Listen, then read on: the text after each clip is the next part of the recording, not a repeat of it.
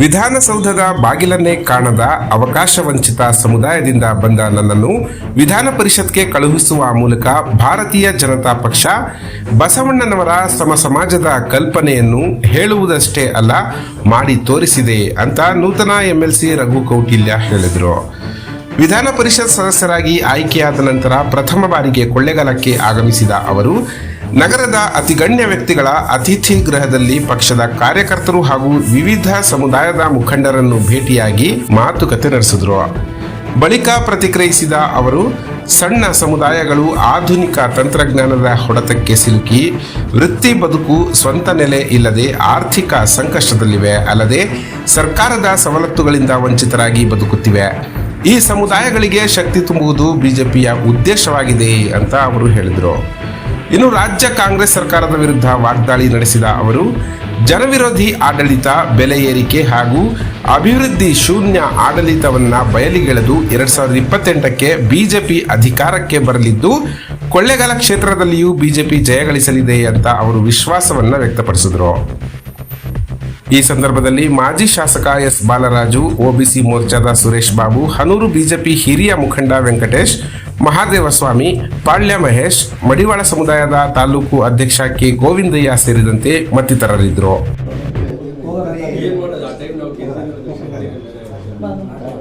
ಇವತ್ತೆಲ್ಲ ಸಮುದಾಯಗಳನ್ನ ಭೇಟಿ ಮಾಡಲಿಕ್ಕೆ ಅಂತ ಬಂದೆ. ಯಾಕೆಂದರೆ ಮೈಸೂರಿನಲ್ಲಿ ನಾವು ಯಾವ ಸಮುದಾಯಗಳು, ಅವಕಾಶ ವಂಚಿತ ಸಮುದಾಯಗಳು ವಿಧಾನಸೌಧದ ಬಾಗಿಲನ್ನೇ ನೋಡಿರಲಿಲ್ವೋ ಅಂಥ ಸಮುದಾಯಗಳಿಗೆ ಇವತ್ತು ಬಸವಣ್ಣನವರ ಸಮಾಜದ ಕಲ್ಪನೆ ಮತ್ತು ಸಾಮಾಜಿಕ ನ್ಯಾಯವನ್ನು ಪ್ರಬಲವಾಗಿ ಹೇಳುವುದಿಲ್ಲ, ಮಾಡಿ ತೋರಿಸುತ್ತೇನೆ ಎನ್ನುವ ರೀತಿಯಲ್ಲಿ ನನ್ನಂಥವನನ್ನು ಇವತ್ತು ವಿಧಾನ ಪರಿಷತ್ತಿಗೆ ಕಳಿಸಿಕೊಡುವ ನಿಟ್ಟಿನಲ್ಲಿ ಭಾರತೀಯ ಜನತಾ ಪಾರ್ಟಿ ಮತ್ತು ನಮ್ಮ ಪಕ್ಷದ ವರಿಷ್ಠರು, ವಿಶೇಷವಾಗಿ ಸನ್ಮಾನ್ಯ ಯಡಿಯೂರಪ್ಪನವರು, ನಮ್ಮ ರಾಜ್ಯಾಧ್ಯಕ್ಷರಾದ ವಿಜೇಂದ್ರ ಅವರು, ನಮ್ಮ ವರಿಷ್ಠ ಮಂಡಳಿಯ ರಾಷ್ಟ್ರೀಯ ಅಧ್ಯಕ್ಷರು ಸಂತೋಷ್ ಜಿಯವರು, ಪ್ರಧಾನಮಂತ್ರಿಗಳ ಆಶೀರ್ವಾದ ಎಲ್ಲರಿಂದ ಇವತ್ತು ನಾನು ಪ್ರವೇಶ ಮಾಡಿದ್ದೇನೆ.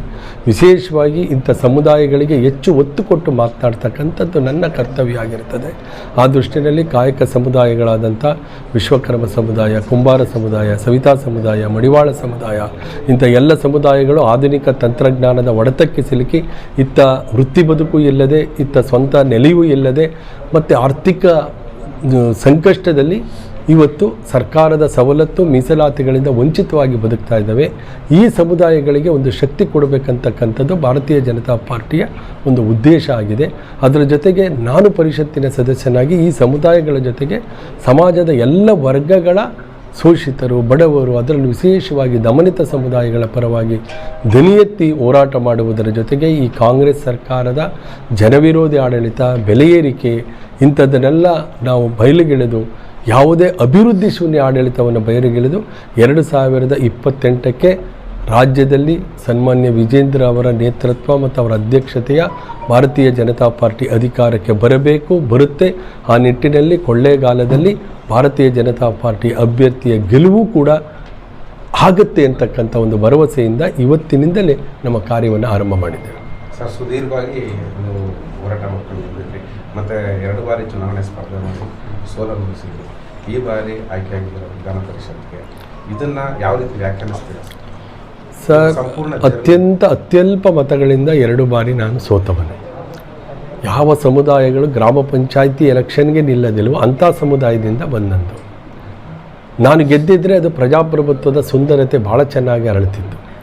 ಆದರೆ ಸೋಲು ಪ್ರಜಾಪ್ರಭುತ್ವ ಒಪ್ಕೊಂಡಿದ್ದು. ಆದರೆ ಸೋತಂಥವರನ್ನು ಕೈ ಬಿಡುವುದಿಲ್ಲ. ಇಂಥ ಸಮುದಾಯಗಳಿಗೆ ನಾವು ಯಾವುದೇ ಕಾರಣಕ್ಕೂ ಕೈ ಬಿಡುವುದಿಲ್ಲ. ಇಂಥ ಸಮುದಾಯಗಳಿಗೆ ರಾಜಕೀಯ ಪ್ರಾತಿನಿಧ್ಯ ಬೇಕು ಎನ್ನುವಂಥ ಸಿದ್ಧಾಂತದಿಂದ ಇವತ್ತು ಪರಿಷತ್ತಿಗೆ ಯಾವ ರೀತಿ ಆಯ್ಕೆಗಳಾಗ್ತವೆ ತಮಗೆ ಗೊತ್ತಿದೆ. ಇವತ್ತು ಉಳ್ಳವರು, ರಿಯಲ್ ಎಸ್ಟೇಟ್ ಬಿನ್ನಲ್ಲಿ ಬಿರ್ತಕ್ಕಂಥವ್ರು, ಇಂಥವರೇ ಆಯ್ಕೆ ಆಗುವಂಥದ್ದು ಈಗ ಹೆಚ್ಚಾಗ್ಬಿಟ್ಟಿದೆ. ಆದ್ದರಿಂದ ಇವತ್ತು ಮಾತಿನ ಮನೆ, ಚಿಂತಕರ ಚಾವಡಿ ವಿಧಾನ ಪರಿಷತ್ತಿನಲ್ಲಿ ಒಂದು ರಚನಾತ್ಮಕವಾದಂಥ ಚರ್ಚೆಗಳು ಕಡಿಮೆ ಆಗ್ತಾ ಇದೆ ಅಂತಕ್ಕಂಥ ಭಾವನೆ ಇದೆ. ಆ ದಿಕ್ಕಿನಲ್ಲಿ ನನ್ನನ್ನು ಇವತ್ತು ಭಾರತೀಯ ಜನತಾ ಪಾರ್ಟಿ ಇಷ್ಟೆಲ್ಲ ಕೊಡುಗೆಗಳನ್ನು ಕೊಟ್ಟರು ಕೂಡ ನನ್ನನ್ನು ಮತ್ತೆ ಕೈ ಹಿಡಿದು ವಿಧಾನಸೌಧದತ್ತ ಕೈ ಹಿಡಿದು ನಡೆಸಿ ಇವತ್ತು ವಿಧಾನಸೌಧ ಪ್ರವೇಶ ಮಾಡಿಸಿದೆ ಅಂತಂದರೆ ಇವತ್ತು ನಿಜವಾದ ಪ್ರಜಾಪ್ರಭುತ್ವ, ಸಾಮಾಜಿಕ ಪ್ರಜಾಪ್ರಭುತ್ವ ಇವತ್ತು ಅಸ್ತಿತ್ವಕ್ಕೆ ತರುವಂಥ ಒಂದು ಸಂಕಲ್ಪವನ್ನು BJP ತೊಟ್ಟಿದೆ ಎನ್ನುವುದನ್ನು ನಾನು ವ್ಯಾಖ್ಯಾನ ಮಾಡಲಿಕ್ಕೆ ಬಯಸ್ತೇನೆ.